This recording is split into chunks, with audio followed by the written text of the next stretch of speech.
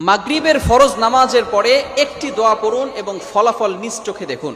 কোনো ব্যক্তি যদি মাগরিবের ফরজ নামাজের পরে এই ছোট্ট দোয়াটা পড়তে পারে, আল্লাহ পাক রব্বুল আলামিন ওই বান্দাকে বিপদ আপদ থেকে হেফাজত করবেন। শুধু তাই নয়, আল্লাহ পাক রব্বুল আলামিন তার উপরে 10টি নেকি আল্লাহ পাক রব্বুল আলামিন তার আমলনামায় দিয়ে দিবেন। আল্লাহ পাক রব্বুল আলামিন তার 10টি গুনাহ মাফ করে দিবেন।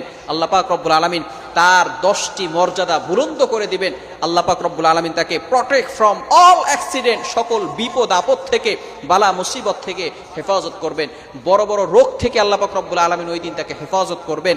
আল্লাহ পাক রব্বুল আলামিন অ্যাক্সিডেন্ট থেকে তাকে হেফাজত করবেন।